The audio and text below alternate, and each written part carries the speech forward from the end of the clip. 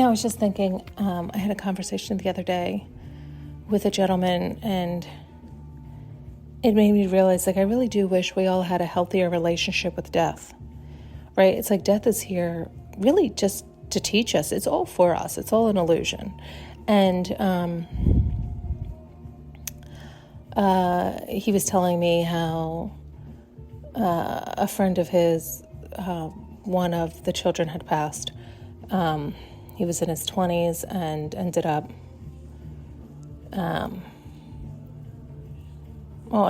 there was an accident that happened. And, of course, we do the typical human response. And I said, oh, man, that's, awful. I'm really sorry to hear that, this and that. And as we continued talking, I was like, there was 2 children. And I said, God, I feel awful for the child that's left behind because the mother was also divorced. And I thought, oh, God, so now that if there is no healthy relationship with death and death of the marriage, death of the son, if there isn't that healthy relationship and the mother is not going through the grieving process in a healthy way, but yet instead mishinging everything that occurred, right? Like she wasn't good enough. They couldn't make it work. She failed. She's left behind. She was abandoned. She wasn't loved. Whatever storyline she's saying. And then the son passes. Oh my God, you can't protect them. It's horrible. It rips your heart out. It shreds it. And then the younger one has to step up and be the husband and be the father and be the man of the house and protect the mother and soothe the mother, and never actually gets to live because the amount of weight and the amount of pressure, let alone his own sadness, his own emotions, his own feelings, forget those. He doesn't even get to feel or experience them because he's too stressed and worried about the mother. So forget about his loss of the marriage of his father. Forget about the presence of him being there, teaching him how to be a man. Forget about the best friend, the brother, the sibling who passed away and the whole grieving that comes with that. Forget about all of his process. He's now stuck in the position of having to worry about his mother's process, right? Because if the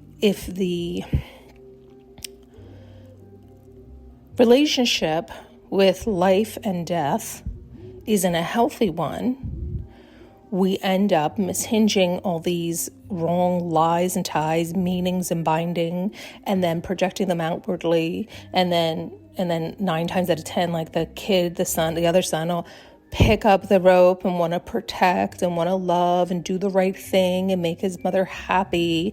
So then he takes on roles that he was never meant to take on. It's like all this nonsense where if we had a healthy relationship where we recognized, okay, that ended for a reason.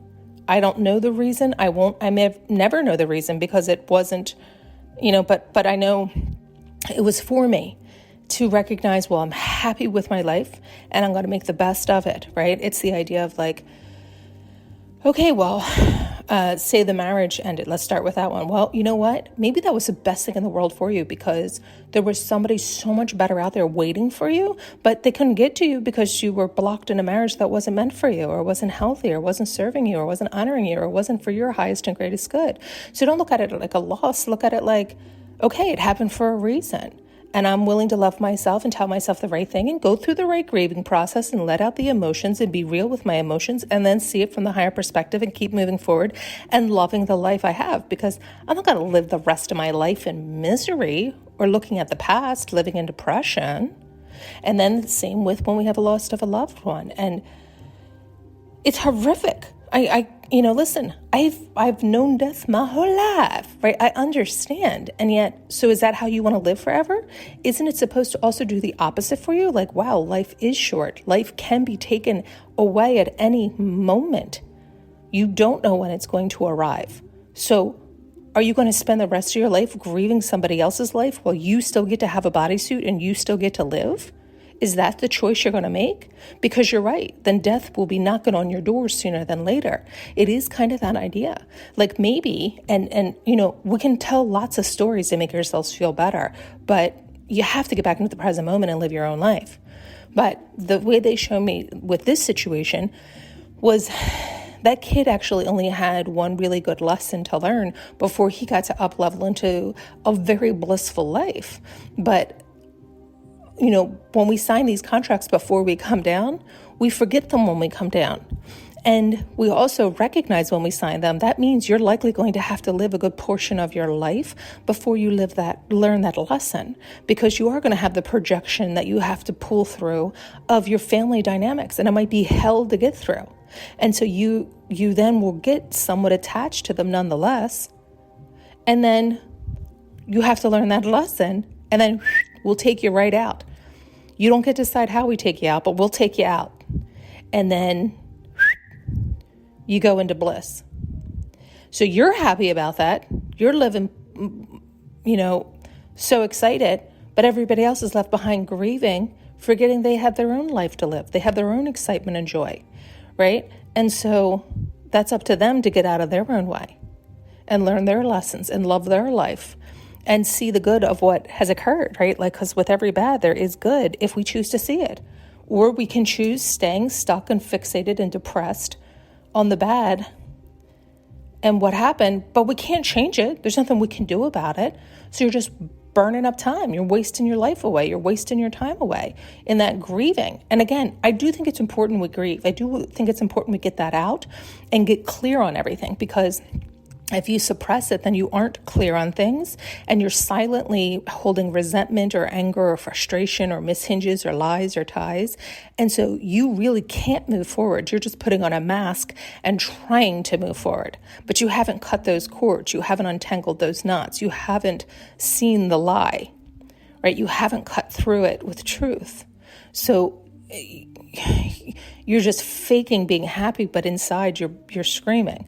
So no. We want to not wear a mask. We want the inside to be so settled that the exterior is the truth. There is no mask.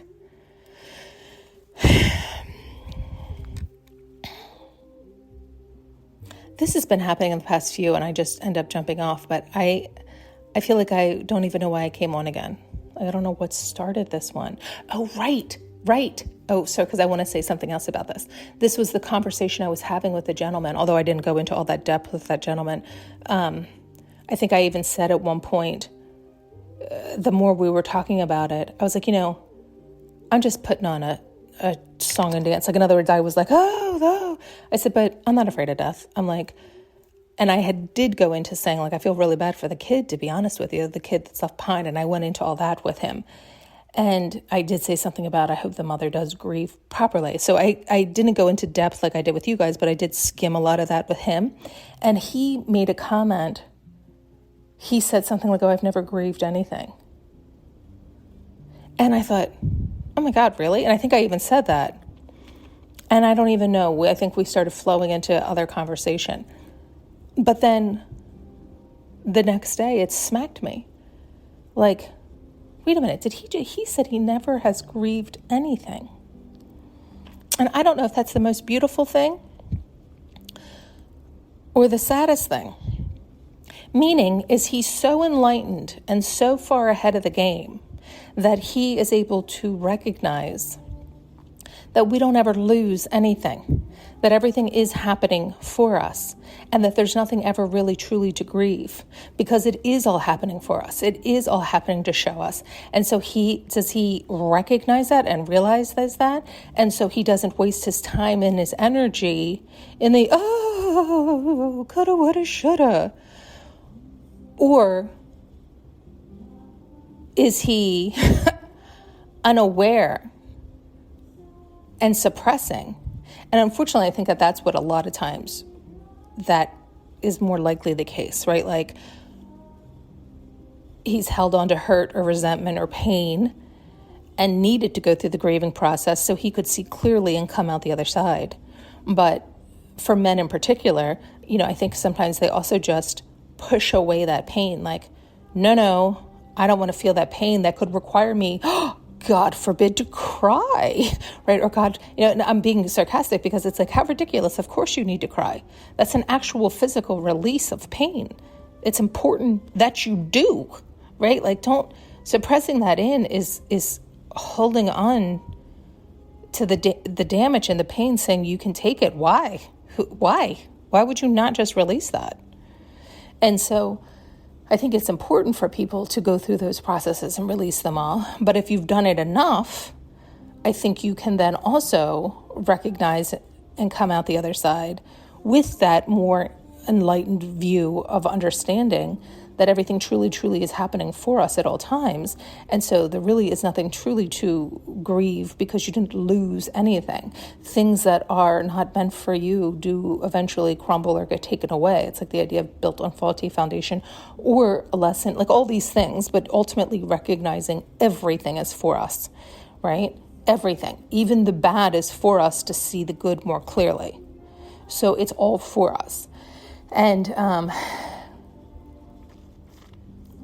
I am curious with this gentleman in particular, he might just be that enlightened, which is so beautiful. But it did that has been echoing in my head. Because I don't know if it was yesterday, the day before.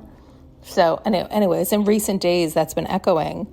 And I thought of our conversation about, and his comment was, "Oh, I've never grieved anything in my life," and I think I might have even laughed, and I think maybe I said something like that, like, "Oh, really? I've had death knocking at my door," or something like that. Like I have a good relationship with death. I'm not scared of death, or something like this. Like, I don't know. Anyway, very, very interesting.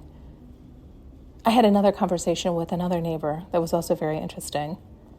And I'll share that another time. But again, sometimes it's like these sayings people say, I find them fascinating, and it makes me more curious as to where they're really coming from. Sometimes people don't even realize they're saying them or understand them, right? But as you can see, I get so excited, like, oh, God, is he that enlightened? That would be fantastic. Like, I look forward to more conversations.